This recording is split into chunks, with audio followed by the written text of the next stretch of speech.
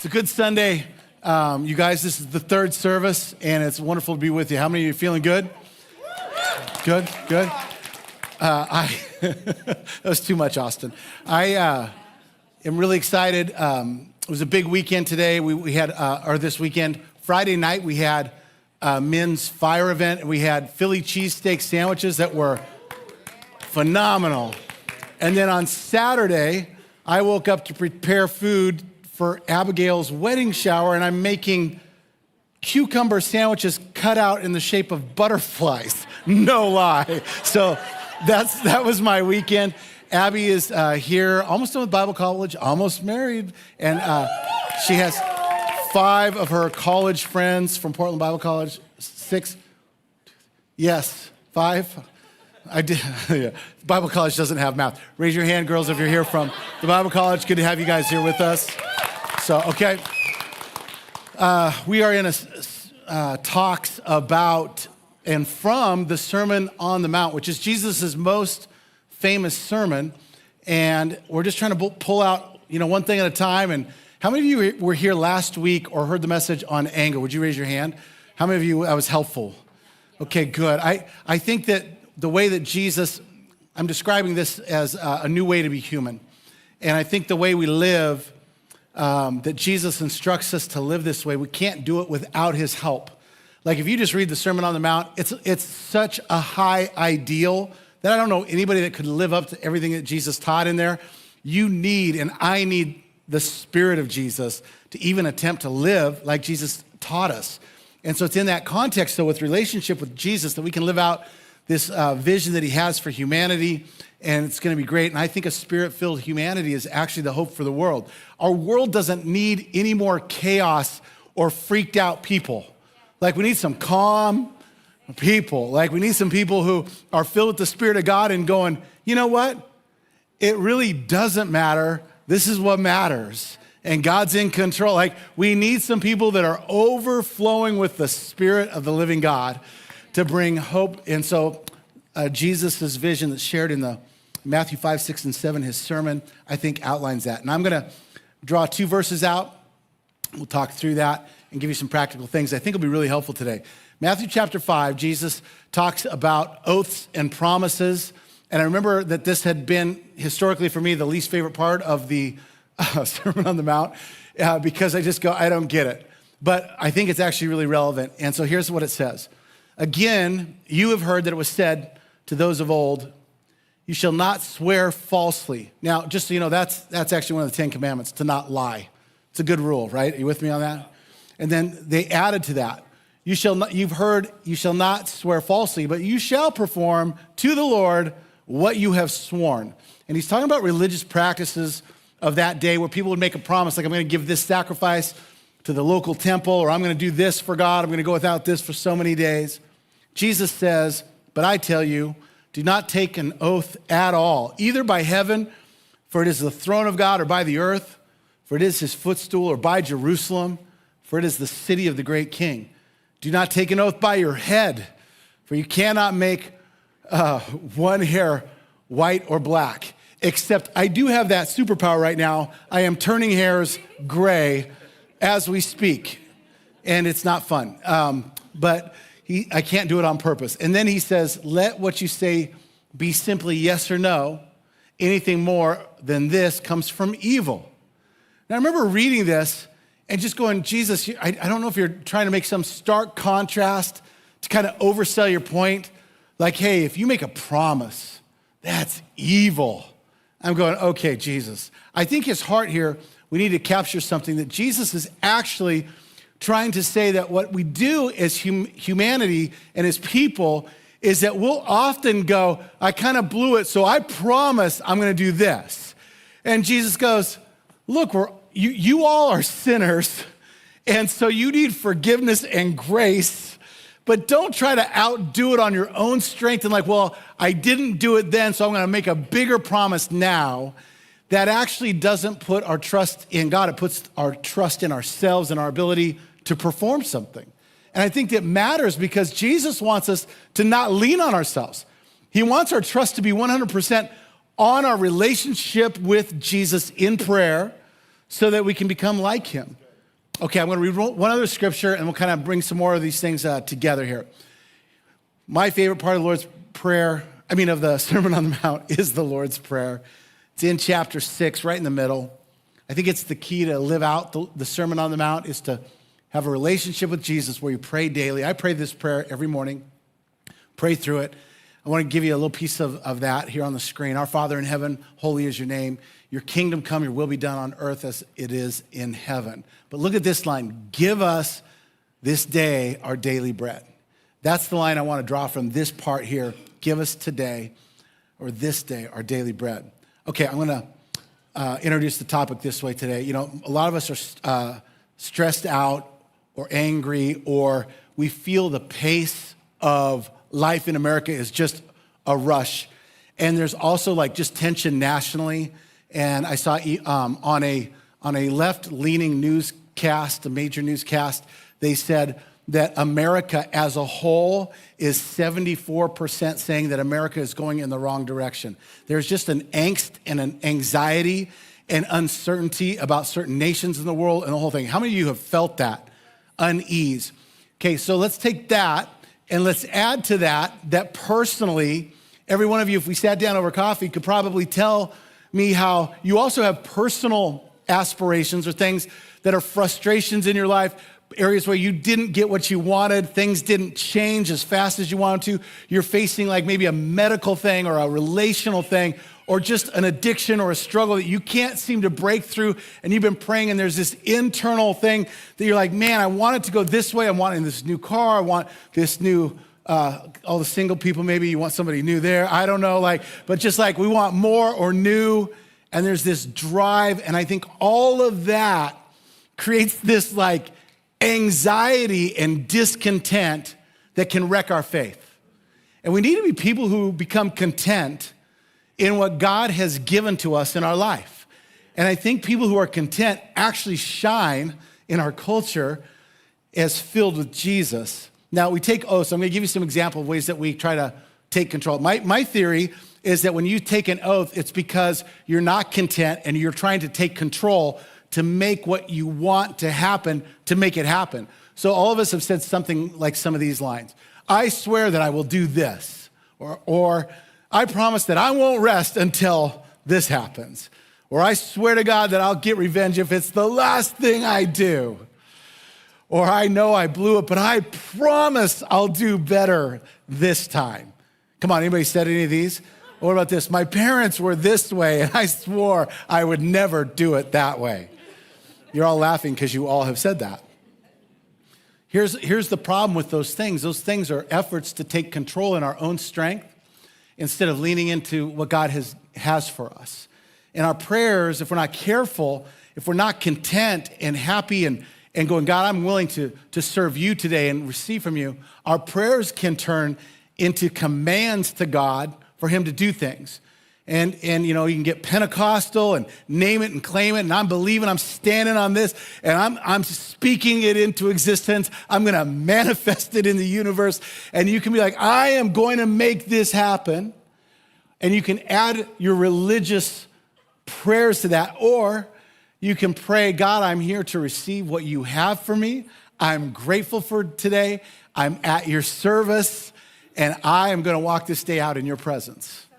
I think those are two different contrasting visions of life. A lot of times we think that contentment comes with control. Like if I can just get you to do what I want, I'll be happy. So I do this with the movies. When Lisa and I are going to go to the movies, she doesn't love movies quite as much as I do, but when we go to the movies, I am telling her the Rotten Tomatoes version of her movie and how the score on the Rotten Tomatoes of my movie is a lot higher, better actor. And I'm like, because I want to go see the movie I want to go see. And so we all kind of have this sense of trying to manipulate situations from small things to big things. Here was a big one. In January and February of 2020, our team was working really hard to get ready to make room for more people.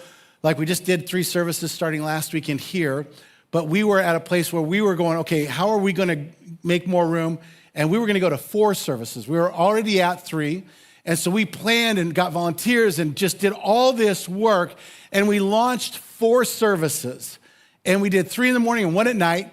And then the very next weekend, we did a video service because we were not in control.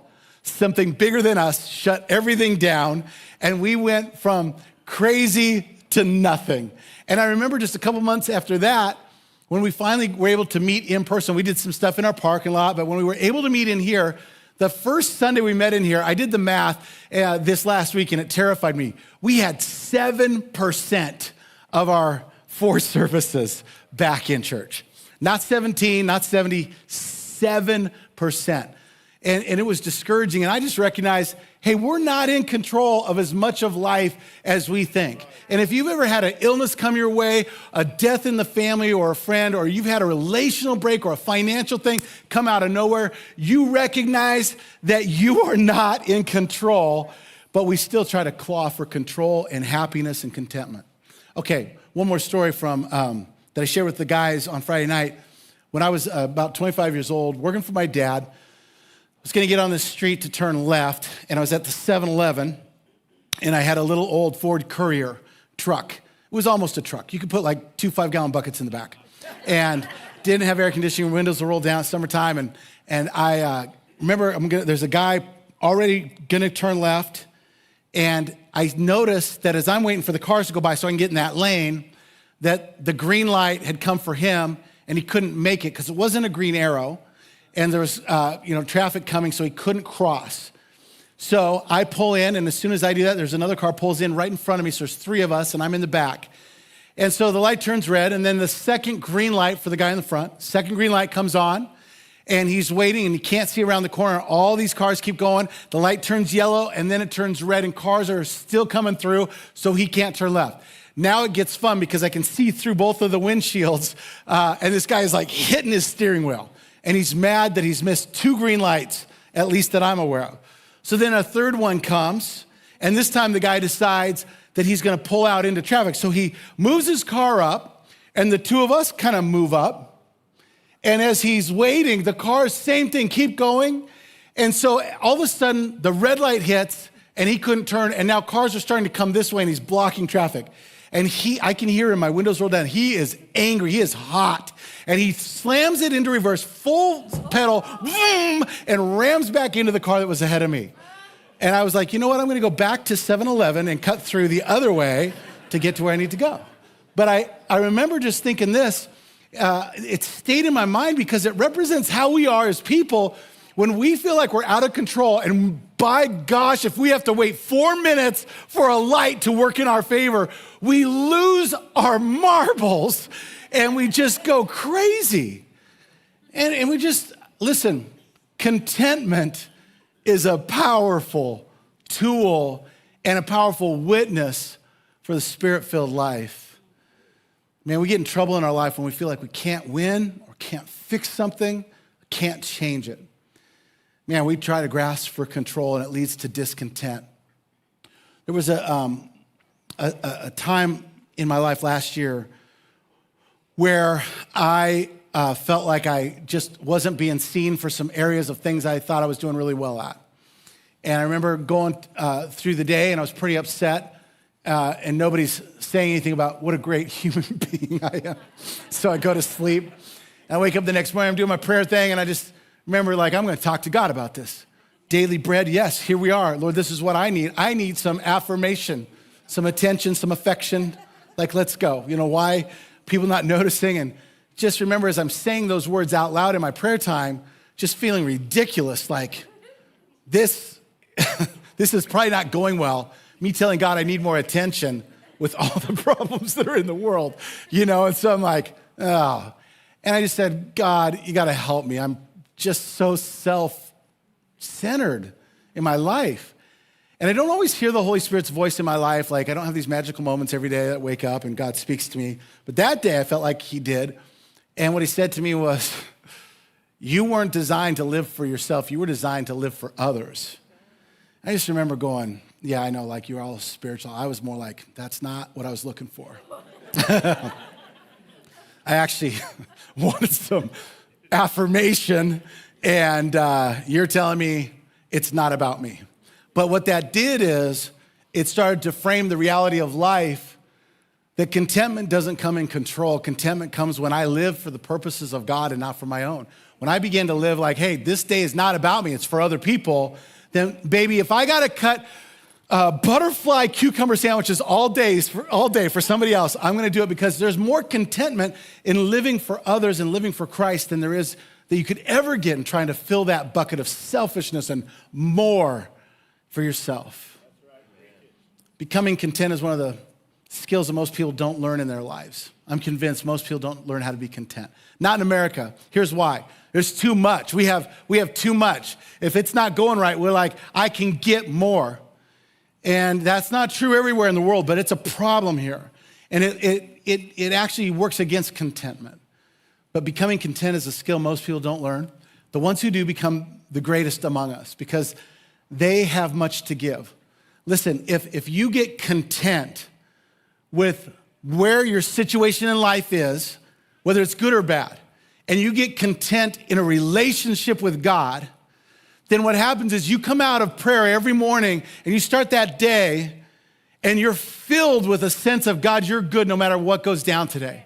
You walk around and you encounter somebody, and when they encounter you, they are attracted to you because you're not about you, you're ready to give out. You're ministering, talking, and living and speaking out of the overflow of contentment in your life. I'm telling you, contentment is a powerful skill, and we need to learn it. I want to give you 3 biblical, throw a rock across the pond of the Bible in 3 spots about contentment, and then some practical things on the way home with this, okay? First one is in the book of Job. Job talks about contentment in a powerful way. If you read the Bible from the beginning to the end, it's somewhat in historical order. Moses writes about the beginning of the planet, Genesis, all the way through those first 5 books. But historians have said that the first book that was actually written was written prior to Moses, and it was a book called Job. So it's the most ancient of the biblical books that we have. And there's an interesting story about a man and how he connected to God in a way that I don't fully grasp. So Job's situation is this dramatic story where he's got a wife and kids and wealth, and he's healthy and life is going good. Y'all, he is living his best life. And so he's there and everything's going good, and a messenger comes and says, I was with some of your family and everybody died. I'm the lone survivor and I came to tell you. Another messenger comes and everybody in his family dies, and he gets word about it on the same day. On the same day, word about all of his family dying. His wife, who was a little bit of a complainer, stayed alive, okay? That's all I'll say. And then this happens. He loses all his wealth. So what he could do to then just make himself comfortable, he loses all of that. Then he gets sick. Now, when I get sick, it doesn't take a lot, and I'm in bed and I need a lot of help with a common cold. Am I right, babe? I'm kind of needy, very needy, yes. But Job gets like skin boils and an itch and a rash, and I just go, that'd be the worst, where nothing on you feels good. And here he is in this moment. All these things transpire at once, and the curtain is peeled back. We see into the heavenlies that God allowed this righteous, God-fearing man to experience incredible loss. And here's what it says in Job. Job arose and tore his robe, shaved his head, and fell on the ground and worshiped. He worshiped God on that day. And then he said, naked I came from my mother's womb, naked shall I return. The Lord gave, the Lord has taken away. Blessed be the name of the Lord. And in all this, Job did not sin or charge God with wrong. I read that. I've been convicted every single sermon, but I am not there yet. I want to be there. I want to be in a place where, God, I can worship you no matter what happens. It's easy to worship God when things are good. But when you're hitting roadblocks on the inside, or life is getting crazy, or things aren't going your way, sometimes it's hard. Or when you have real trauma that hits your life, a real medical situation, a real loss, you're going through something, you don't get a promotion, you get fired, you don't have relational harmony, you have disharmony. When things are actually going worse, Job learns something early on in the history of humanity. He gets on his face and goes, it's not about the good days. It's not about the bad days. Your name is worth worshiping. You gave me breath. That is enough for me. So I will worship you. Oh, you guys, I'm not there. I want to get there though. I want to be more content. I don't want to be discontented. I don't want to be somebody who has to have more to be happy. Okay, so we learned from Job about worship, about giving our perceived sense of control over to God and going, God, I'm not in control of situations. And it's not about my situations. You're above all of that. You're God, you're King, and you're good. That's worship, giving God his worth. Okay, second place the rock is going to hit as we skip it across the Bible on contentment is Paul. Paul's in the New Testament. He writes a lot of what's in our Bibles. And I think discontentment actually was a spiritual issue for them, just like it would be for us today, because he writes about it quite a bit. Here's one of the things he says. He says, I have learned in whatever situation, I am to be content.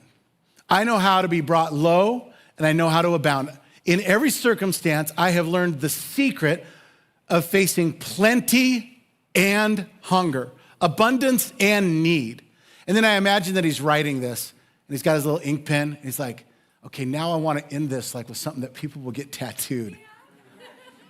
I can do all things through Christ who strengthens me. Oh, that's good. Do you know what I mean? But the secret that he learned is how to actually survive and live in a place of contentment when he's got enough and when he's got nothing. And y'all, I got the first part down. That second part, come on, I'm working on it. Are you working on that? And he says this, he says the secret is that I can do all of these things every single kind of day through him who strengthens me. For Paul, it was a person-to-person relationship with Jesus that was the secret, the key that helped him get through that and have contentment. It wasn't just like living a good life. He's saying it's through Christ. It's when I pray that I'm talking like a person is in the room. I'm listening. I'm going over his word in my mind as I'm praying. And this personal interaction of daily prayer is what is strengthening me. Jesus strengthens me to get through the day. There's one other place I want to give you from Paul, his writing. He writes to Timothy. And people in Timothy's town, Timothy's a pastor, were trying to make money by doing church stuff. And they were trying to get wealthy. And Paul says this, godliness with contentment is great gain. We brought nothing into this world and we cannot take anything out of this world. Come on, y'all. He's reading Job. Paul is reading Job in his daily devotions. And he's like, I came in naked, I'm leaving naked. I came in with nothing, I'm leaving with nothing. But if we have food and clothing with these, we will be content. Now, I just read this and I go, but Paul, but what about like you with food and clothing, but what about like your car? What about a home? Like you need those things to be happy. What about a relationship? What about like just an inner sense of personal satisfaction? Like if I just feel good. I just feel like everything's going great right now. Like, what about that? Why isn't that in there? And he says, no, listen, if you have food and clothes, like that's enough for contentment. And this is the reality we got to face. In certain parts of the world right now, there are people, for instance, in Burundi, who if they get food today and they have any amount of clothes, they're like, this is the best day ever. And they're worshiping God because for them, that's abundance. And we complain when we don't get the newest whatever or more of whatever.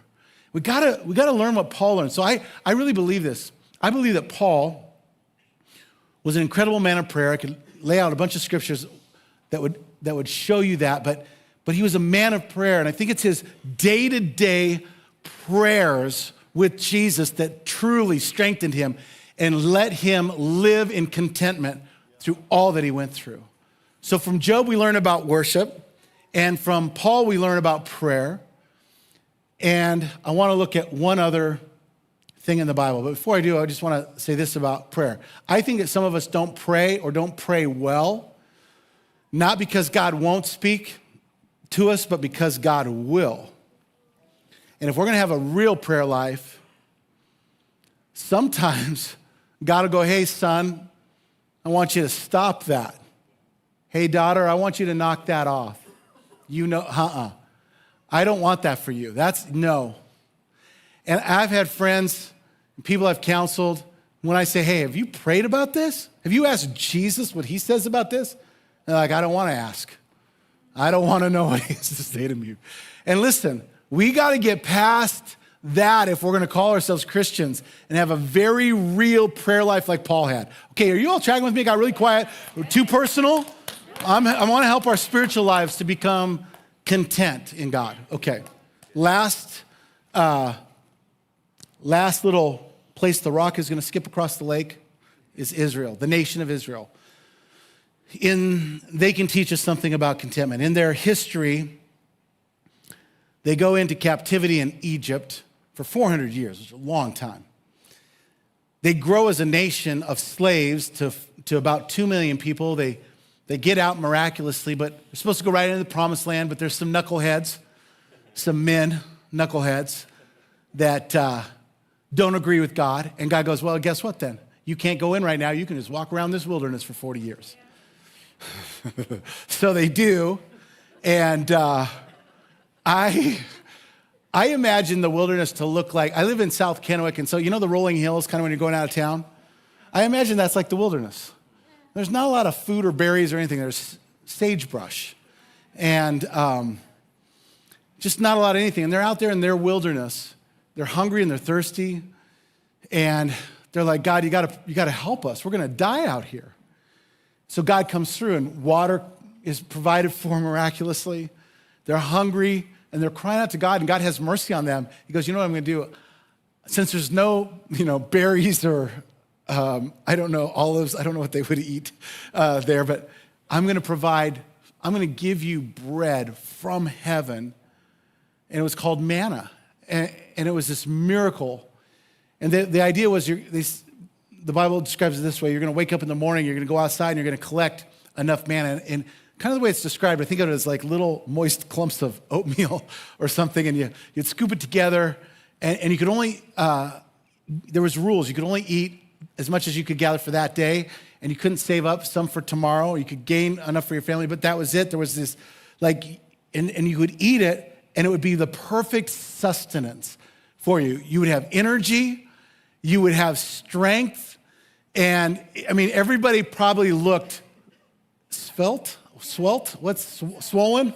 I feel like I look swollen. I'm not sure yes, everybody's looking good, eating this perfect nutrition. And I just imagine, like, on day one, they're like, God, you're so good. This is miraculous. They go to bed and they're like, I wonder if God's going to do it again.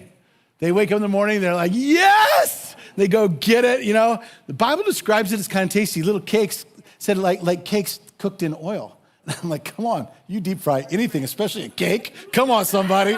Oh my God, you are, all glory goes to God, right? And so they're like, this is great. I don't know how long it takes, but I imagine they're like 30 or 40 days or something in there, because I'm basing that on how I would respond. And then I get out there and I wake up in the morning and I'm like, God, what about some like bacon and eggs this morning, like mixed in? You know what I'm saying? Like, that would be me. And so after a few days of that, they start complaining. And this is what it says in Numbers. It says the people complained in the hearing of the Lord about their misfortunes. When the Lord heard it, his anger was kindled. Like the fire in God of anger, it lit a match in God, that they complained about what they used to call a miracle. Now they're complaining about it. And then as you go down a little farther, it says this: the rabble that was among them had a strong craving, and the people of Israel also wept again. They said, oh, that we had meat to eat. We remember the fish we ate in Egypt. It cost us nothing, cucumbers and the melons. Y'all, you have to be eating manna a long time to crave a cucumber. The leeks, the onions, and the garlic, and now our strength is dried up. There's nothing at all but this manna to look at. And it says that, if you read on past that, it says that the fire went out that was leading, the fire went out. So God's fire of anger gets lit, but the fire that was leading them went out. When we go from being content and praising God for what he has given us to complaining about what he's provided, the fires switch. Our fire goes out, but God's fire turns on. And he's like, oh, no. You didn't understand. And you're fantasizing about what was in slavery for you, the best moments in your slavery. You're acting and thinking like that was good, but that was slavery for you. And listen, we got to not fantasize about the good places of sin that were in our lives now that we're free from slavery. We need to go, God, I will receive manna and not crave something from my old life. This is where contentment comes in. So this is where I want to circle this all together.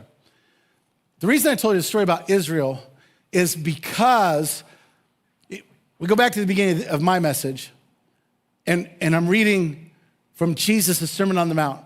And part of that is the prayer.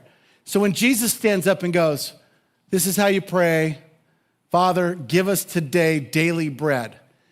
Everybody in the audience is going, I know that story. That's the manna, the daily bread. Everybody knows it. And they know it was a miracle, and they know that it wrecked it was also a bad news situation for them. And Jesus is going, this is how you pray, that you are not in control, that you would receive whatever God has for you today. Oh, man. You guys, I'm preaching to Matt Molt today. Amen to myself, yes. So good, so convicting, I know. All right, okay. I don't know what happened right there. You started giggling and it made me keep going. Okay, all right. So let me just talk about how I pray the Lord's Prayer, that part of the Lord's Prayer, because I think it could be instructional for you. I want to give you some context for that. I literally do believe that all of you should try to incorporate the Lord's Prayer into your daily prayer life. I think it'll help you to connect with Jesus. It's his prayer. But when it comes to the daily bread, I'm calling this part of the message, daily bread served three ways. Okay, so you're going to enjoy this. The first way that I would pray it 5 years ago when I started praying it every day, I saw that as the place in the prayer where I was to pray about the things that I had needs for, that God wanted to provide for me. So the first part of the prayer is upward towards God. It's your kingdom, your name, your will be done.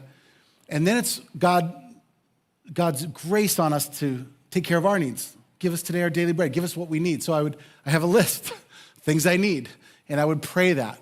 That's the way I'd pray it, version number 1. Okay, a year or two into praying the Lord's Prayer that way, which is good and not wrong, it's great, but I come across in my daily Bible reading the story in the book of John, where John is recording Jesus' encounters with some Jews, and Jesus had done all these miracles, and then he comes into this town, and the Jews there hadn't gotten what they wanted yet. So they say to Jesus, hey, so if we follow you, what are you going to do for us? What can you do for us? And Jesus is like, what are you talking about? And they said this to Jesus. Well, Moses gave us bread. And Jesus goes, well, you're starting off on a very poor footing because Moses didn't give you bread. My Father gave you that bread. And so he corrects that, no, you didn't take control of that situation. God was in control for you. And then he goes to offend them a little bit more, and he says this. He says, I am the bread of life and the bread that came out of heaven. And he says, you got to eat my flesh and drink my blood, or you have no part with me. Y'all, he was like anti-growing a church as fast as he could. It's true. It said everybody left. But he was saying, I'm the bread from heaven. So here's the second way that I've prayed that part of the prayer. Part 2 for me, now when I come to that part of the prayer, what I do is I say, Jesus, I want you today. You are the bread for me. If I don't have you, I'm not sustained. I'm going to pray all these things, but God, I need you. You're the bread from heaven for me. I need to be aware of your presence today. God, I'm wanting you. So I'm trying to make it really personal. And that's, I think, improved how I pray that. So I pray that, and then I go through the list. Okay. Daily bread, dessert version. Here's going along, and last year I started reading about the manna situation. And I always kind of envisioned that as a miracle story. But when you read it in the Bible, you go, this was actually kind of a big failure on humanity's part, kind of a story. And God sustained them, but they didn't do good with that. So what I started praying this third way is, I pray first, Jesus, you're the bread. 2, here's my needs, but here's what I want to pray. God, whatever you're serving today, I will take it. And y'all, that's terrifying. Because what I want to do is go, God, bless today. Make today amazing. Send extra checks in the mail. Make me skinnier. Make me, my hair turn back to blonde. I want all these things, but sometimes God is just serving me daily bread. Going, Matt, I'm not going to give you everything you want, but I'm going to take care of you. I'm going to keep you sustained. And this is where it gets really hard, because all of us have been through or going through some hard things, like wilderness seasons, like sicknesses or painful scenarios. It's like, God, why aren't you answering this? And God goes, hey, I'm getting you through today. I will be your sustaining bread. And I'm like, I want to get into the promised land. And Jesus is going, yeah, I'm going to get you through today. And it's one step closer to what's coming, but it's just this. Okay, next day, Jesus, answer my prayers. I'm going to give you daily bread. And so I'm trying to learn how to pray, God, whatever comes my way today, in any of my meetings, any phone calls, any scenarios, come out of the blue that I'm unprepared for. You saw it coming. Job knew this. Paul knew this. God, help me to receive what you serve today as daily bread. I'm saying it, and you are like, that's so good. I'm not good at this yet, though. I just want to be really clear. But I'm trying to get where I'm finding contentment in my relationship with Jesus. And, okay, so give you one more thing. So here's something I added. I read a book last year called Invitation to a Journey, Robert Mulholland. And it was a really good book on the spiritual life. And he has a prayer in there that he thinks people should add to their, and so I'm like, okay, let's do it. But it's become really powerful for me, and I'm not great at it, but I'm getting better at adding this. So what I did is, to make sure I get it added into my life, I set an alarm, and it goes off every day after lunch so that I'm reminded to pray this prayer. So it's in my phone as a daily reminder. So at about 1:05 or whatever, if I'm with somebody or if I can, I try to get away for it only takes me 30 seconds. And this is the prayer that Robert Mulholland said to pray. Free me from care for myself. So I pray that because in the morning, I'm really holy and really spiritual when I'm praying and reading scripture. Doing great. Like, start the day with my cup of coffee from an espresso. God is so good. And everything's great. And then I get into the world with people and it all just gets shattered. And I start to be selfish and want to take control and all that. And so when the alarm goes off, I'm reminded of how selfish I am in a good way to go, God, I don't need to fight to take care of myself. You're going to take care of me. So free me from the need to care for myself. Let me trust you. Let me just find contentment in whatever you bring. It's okay. Interruptions, God, you saw that coming. That's okay. Bad news might be the devil. It might just be like, that's life. You're going to give me strength today. You're going to give me daily bread. And I'm not going to manipulate others as best as I can, God, to try to take care of myself. I'm going to let you take care of me. I want to be content so that I can just be filled with Jesus and have something to give out, even if I'm going through a wilderness. That's the sign that I'm done. I want to pray with us, but I asked Sarah if she would just sing this, and you're going to listen.